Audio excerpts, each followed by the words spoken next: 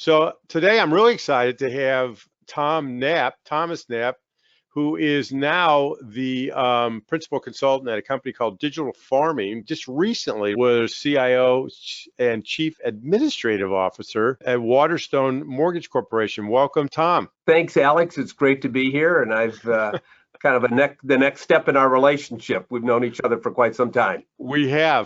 Go ahead and tell us a little more about digital farming. What is that? That's new, right? Well, it is new. So, as I started my journey into retirement, which has been planned for the last year or so, I still had a lot of energy. I thought I had, if you will, one of the guys that worked for me said, "Hey, you still have your fastball." So it seemed like I could, there were still opportunities where I could retire, enjoy some of the benefits of retirement, but also stay active and provide something. So digital farming to me is two things. First of all, it probably reflects a little bit of my my upbringing. I grew up in Iowa, so I kind of didn't grow up on a farm, but grew up, kind of in an ag environment. And when I thought about digital farming, based on the work that I've done in financial services, so much of digital transformation is looking to gather data and to kind of farm data from digital sources.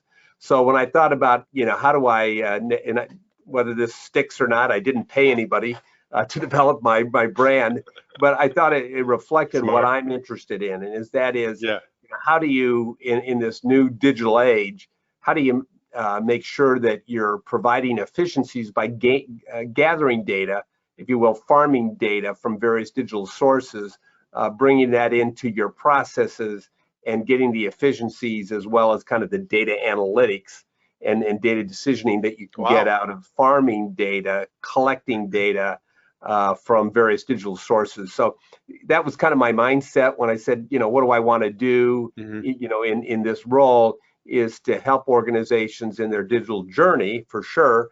And part of that is just, how do you make sure you stitch together all the sources of data that contribute to your process. And certainly in mortgage lending, when you think about all the data that we need to get, either whether it's credit or verification of assets or various things that we get on employment and income, we can get that data digitally, but part of the process is making that transition and then getting adoption both from borrowers as from our internal teams that that's a path that we want to take, and that there's efficiencies that we can gain in that. So probably a little bit of a long-winded way as to how I got to digital farming, but I think it speaks to what I'm looking to. I think the services and expertise I think I can provide in this role. That's really cool. For those of you who don't know, Tom was CIO and Chief Administrative Officer over at Waterstone Mortgage. Gosh, from 2012 to 2022, and prior to that, you were Senior VP over at Fiserv, and you were in charge of product management, product development there. And then was ProVantage, was that a mortgage company too? When I left public accounting, my consulting work there, one of my clients was Blue Cross Blue Shield of Wisconsin, and they had a publicly traded arm called United Wisconsin Services that had a number of other companies, HMOs, PPOs, other healthcare services. And we spun off our pharmacy benefit management and vision benefit management into a company called ProVantage. Ultimately, ProVantage was acquired by Medco Health, but I was CIO and had similar responsibilities, but kind of went from that healthcare environment to once we sold the company, made the transition over to Fiserv based on a long-term relationship I had with one of their executives. What's interesting about your journey, you said you were PwC for a while when we were just talking, MBA, that kind of thing, PwC. So you have a really solid foundation. You worked at Blue Cross Blue Shield of Wisconsin. You're actually the CIO of Blue Cross Blue Shield. For a lot of people, that's it. That's like the highest level. But what's really interesting to me is you moved to first Fiserv, and then you kind of move more into product management, product development. I find that really interesting, because then at Waterstone, you were CIO, Chief Administrative Officer, but if you look at what they actually do, it's a product company. So you were creating products. So you were going agile. You probably my guess is you were one of the first adopters of agile and the whole product mentality. Am I right? Well, I don't know if I was design? that leading edge, but Yeah, certainly we did have an agile methodology, and it was what's kind of interesting. And I not to get into a whole lot of, but yeah, we were a retail mortgage lender. yeah, We had brick and mortar branch offices, gosh, throughout the country. I think we had presence in 30 states. We were licensed to do business in 48 states. Big presence in Florida, yeah. Arizona, New Mexico, as well in the Midwest. And but we were owned by a community bank, a very successful community bank in the Southeast Wisconsin market called Waterstone Bank, Yeah, and we were Waterstone Mortgage. So, but we really acted as an independent mortgage banker. got it. And so we were very independent, great support from the bank, and certainly they were our warehouse lender, and we had access not only to that capital, but also to some of the other advantages that you had from being a federally regulated financial institution. So again, is that with that you created that software and the services, because it really was those services. I get what you're saying to these other banks, but the software came with it. So you've really done it all, but now you're really in that role, you really delved into data. If you think about your lessons learned, you fell really into, and I think you were an early adopter in data for sure because of what you were doing. One of the challenges that the entire industry has is how do we reduce the cost of originating a mortgage? And Mhm. frankly, one of the ways we have to do it is better use of technology. And I have one of the primary software tools that we use is our loan origination solution from a company called ICE Mortgage Technology. And the president of that company used to use a term, and he and I talked about it. He said the problem with the mortgage industry is when there's a challenge, we meet the challenge with what he called human spackle. And I don't know how attractive that term is, but I think what it said is you can't keep throwing bodies at challenges. That just, I think, from a cost structure Yeah. and from and again, we're all taking a humanistic approach to business. We know we're in business, but we're also we're all humans, and we want to make sure we're treating people humanistically. Uh-huh. But at the same time, our challenge as leaders and as executives is to find ways to be as efficient as possible, as cost effective as possible, and having worked for public companies is to drive shareholder value and drive profits to the bottom line. So part of that, and this what I really enjoy doing is I'm a technologist, but I think I'm primarily someone that's able to look at opportunities and needs in the market and provide change. And that change is typically driven by implementation of technology and effective deployment of technology and adoption. So in the mortgage industry, as well as financial services, but other markets, I think those are some of the initiatives that we need to look at. And I think it's our obligations as CIOs or CTOs to really be the drivers of that change. I've always said that the digital journey or Yeah. digital transformation, I think, is largely driven by the CIO, and that's certainly what I think I've done a good job of, and what I enjoy doing, and seeing the results of that. That's a really interesting insight. Um, I've always said that too, but I don't think it's always there because I think a lot of CIOs are still stuck in the IT ops, tech ops kind of mentality, and the world has kind of shifted underneath them where you can just rent that. You take like what are the values that a corporation is creating for its consumers, for its customers. If you look on one of those enterprise architecture charts, right? It ain't tech ops.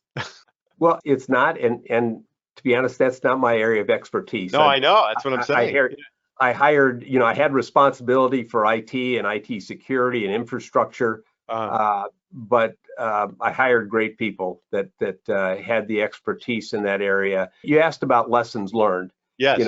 in my career, and I give an example of, because you talk about technology and IT security. So Uh, when I came to Waterstone, there's plenty of opportunities for going to the digital solutions and that digital journey, and certainly I embraced that and provided that leadership. But one of the things I found is, as CIO, maybe your strength isn't necessarily in the technology area, but you've got to have the basics in place before you gain the trust of the organization to move forward with some of the digital initiatives. So the example I would give is I worked we were owned by a federally chartered financial institution. Our oversight was from the FDIC.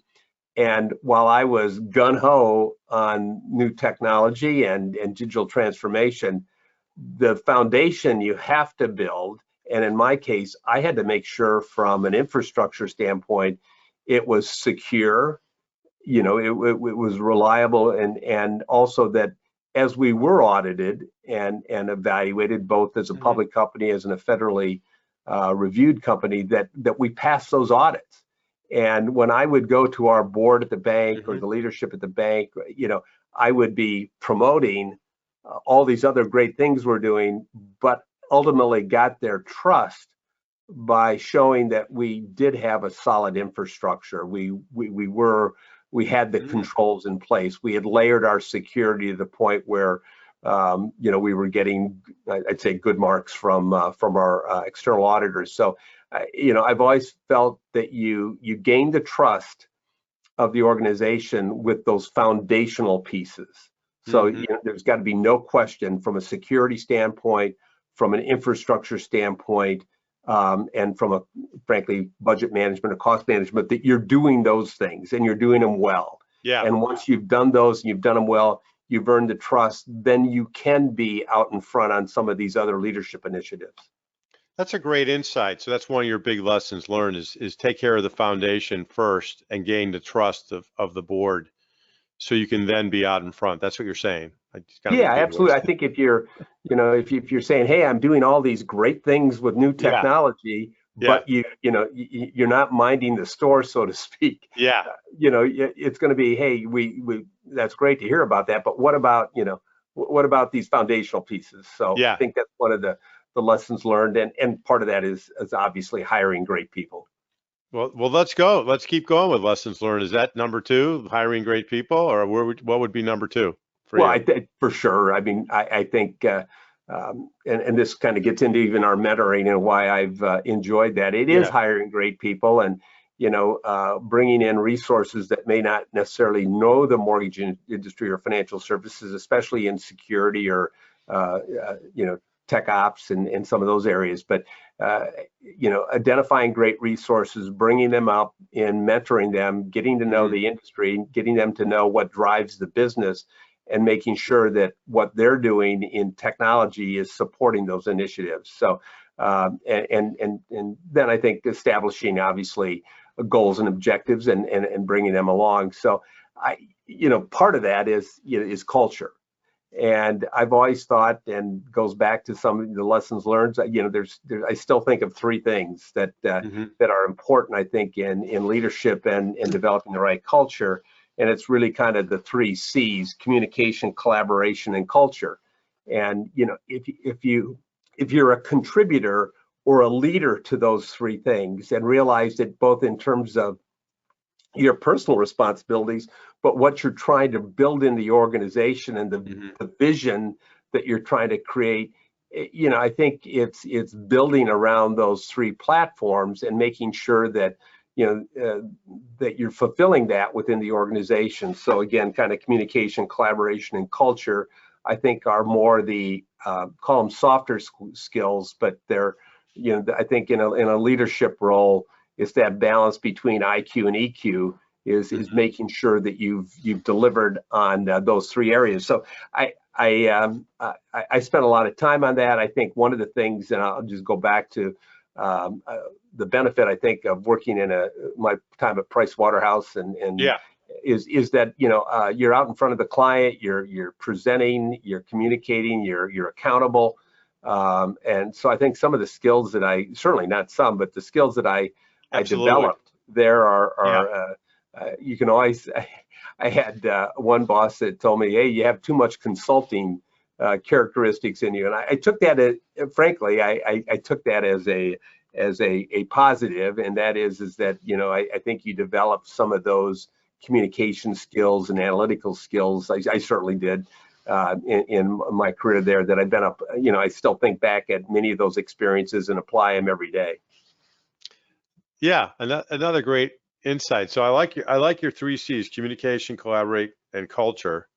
And I like the balance of IQ and EQ. I'm not sure I'm there yet. Well, I don't. I think we're all on that journey. My wife may tell me I'm not there yet. I have lots to do to meet that bar, but you know, we'll get there. I had one last thing, you know, let's hear it. that maybe I'd share, and especially those of us at small to medium-sized businesses. Yeah, we don't have huge staffs. We don't have, you know, we're typically, you know, partnering with software companies and implementing that. Certainly, I look at my role at Waterstone. We had 2 or 3 major platforms, and I've always said part of the success that we were able to enjoy is we developed meaningful relationships with our vendor partners. And you know, I was on the advisory board for a couple of the companies that we had, CIO advisory board, executive advisory boards, and we invested in that. And we said, if we're going to have a relationship with a core loan origination solution or a core loan servicing platform, it wasn't good enough, and it wasn't effective enough just to say, you know, we had this product, we implemented the product. We wanted to influence the vendor. We wanted to make sure we were getting their best advice in terms of saying, hey, the way you've deployed that product is there may be opportunities. And so we would expect that with the relationship we had and with the communication we had to get that kind of a directive. So I would say this: forming great relationships with your vendor partners, and that's a two-way street. I mean, obviously the vendor partner has to contribute and be agreeable and play along with you. But I think that's certainly the other, I think, keys to success in a leadership role is having those kinds of meaningful relationships and getting the support that you need, because we can't do it all internally. I'm telling you, man, I learned a lot listening to you just in a few minutes. Make sure that you're getting your core job done, but still lead. And you earn the trust of people by making sure you get the core job done. But then also, like you said, it's your role as a CIO to lead the company into the future with the technology, and don't just leverage humans, because we can't anymore. You're not going to get the return that you need to. Not just, but you still mention, you know, the importance of IQ and EQ and team, so hiring the right people and working with them and nurturing them and grooming them. So I hear that in you. And I also hear the 3 C's: communicate, collaborate, culture, and finally the vendor. So basically what I'm really hearing you say, it's a people job. And it is a people job. And I think, for sure. Yeah. Because that's what I'm hearing you say. So now let's move to the mentoring area. And even with your company, if it turns into something, you're really focused on the data. If somebody says, like, what are your 2 or 3 areas of mentoring that you feel like, oh, I could really help somebody with this, you know, what would be those 2 or 3 areas that you would think about? I think one that, frankly, especially proud of, I think, in terms of and some of the things we did at Waterstone Mortgages. Yeah. I think in the 10+ years I was there, we went through 4 or 5 iterations of our business intelligence solution. And you know, then we got serious. You know, we got serious about it and said, you know, this can't be a part-time. Frankly, we were hiring, you know, college interns and you know, just kind of cobbling together our data analytics and whatnot. So we got serious about it. You know, we made a commitment. We moved to a cloud-based, you know, data lake with Snowflake and some additional data analytics tools on top of it. And the tools are great, and you have to have the tools. But we hired the right people and worked with our business units to, you know, it's easy to say that we're going to be a data-driven organization. It's harder to actually develop the platforms and the insights that are needed to actually be a data-driven organization and react to that data. So I think one of the things is helping organizations think through what they need from an infrastructure standpoint, but then also saying, here's how you can really move the needle in the organization by developing and adopting and managing, using data. And I will say this, you don't always just make decisions based on what the data is telling you. You need the data, you need to be data informed, but still you're making the management decisions, right? You're making the decisions on, here's what the data is telling me, here's some insights, here's some forecast, here's some areas where the data is telling us we need to make improvements, and getting the KPIs out of that. But it still comes down to the business unit leadership looking at that data, and based on being informed, then they're making the decision.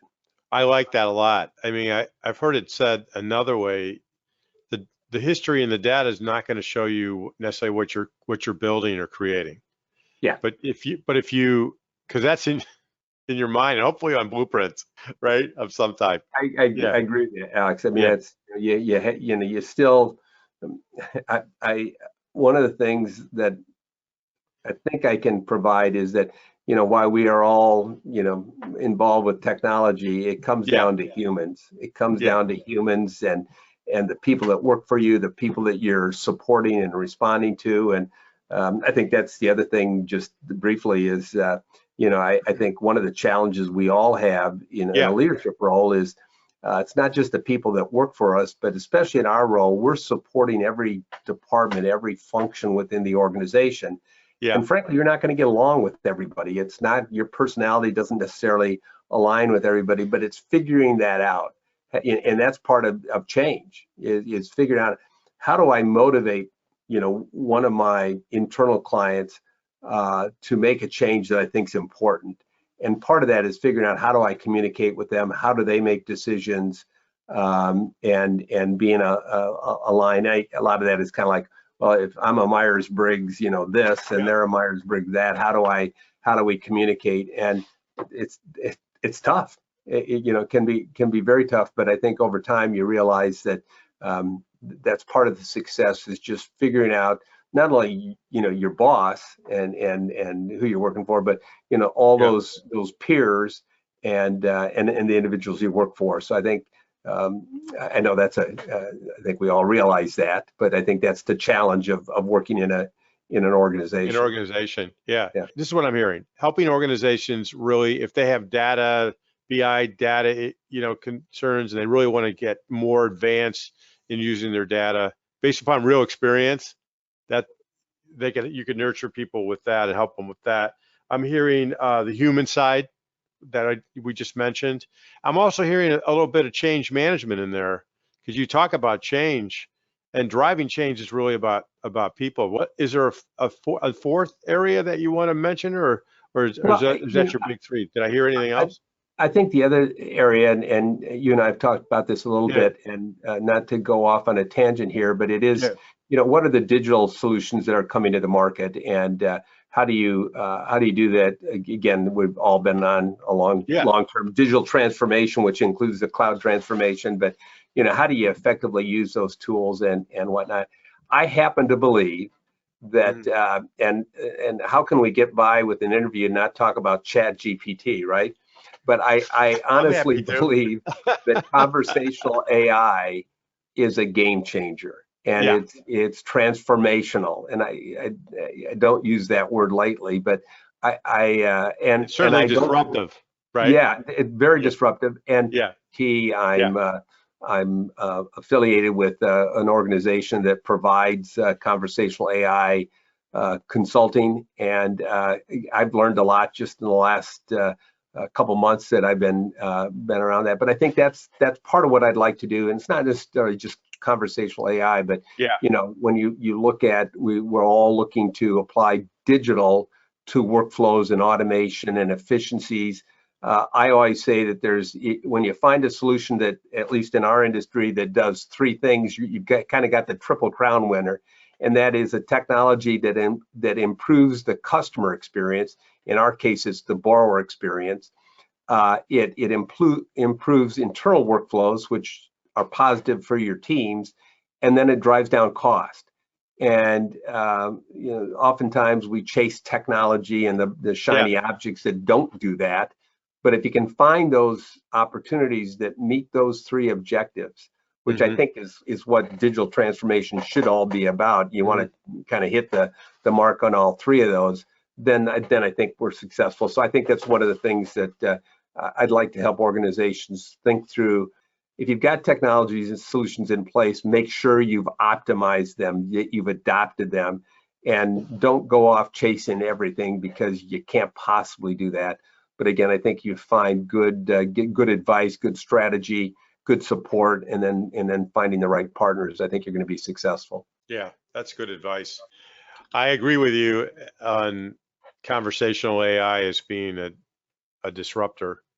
There's no doubt about that. And I think what I'm hearing, because of your experience where you've built all these systems, you can see how this newer tool can really, in a lot of the areas you worked in, can help, right? And that's what I'm hearing. And if you go back to your premise earlier, that you can't just throw more people at to get those efficiencies, right, and to get the effectiveness that we need, you have to really have your foundation ready, you have to have your data ready, but you really should be out there experimenting with these new technologies in your lab or whatever you call it. And you can help them with that, because you're doing it already with the groups that you're already involved with.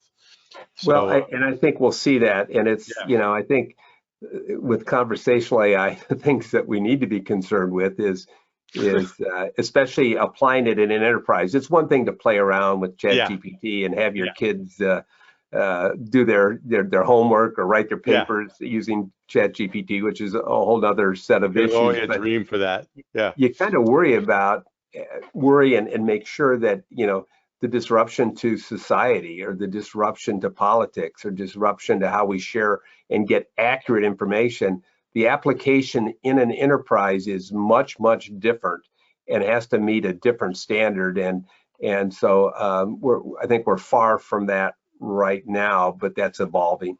I think you've said a lot in that statement, and I'm not going to go down to T2 world with you on this interview. We can do that offline. But I think, like, real world example, let's say you're an insurance company, and you have that conversational AI helping you with your claim or whatever. It's a real world example of what that conversational AI helps you with. How it's going to make a difference to someone's life. And it's a lot different, frankly, getting it to that step.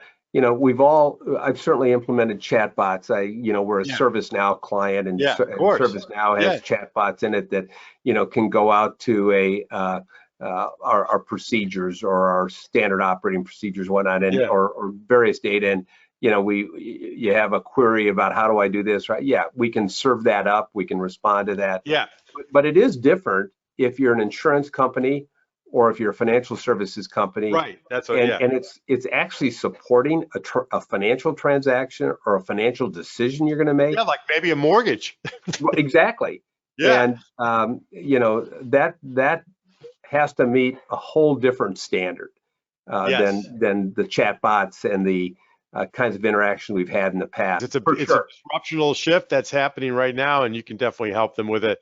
What I like about what I'm hearing in terms of you actually helping our viewers and listeners is you can help turn this disruptional tool into something that an enterprise, a small, medium, large company can actually use to create a high quality experience for their consumer. And that's where the value is. It really is. And I think, I go back to picking good partners and working with those. I think, who are the partners or who are the organizations that can really help me think through this technology, how I can plan for it, and how I can apply it within my company, my industry. Yeah, that's great. Well, listen, this was an awesome conversation. I didn't think we'd get into some of the stuff that we talked about. We're grateful to have you to be able to help our community, and just this interview alone, I think, will help people. And so I'm glad to have you involved and excited to see what we can all do together. Well, thanks, Alex. I look forward to our journey together. Likewise.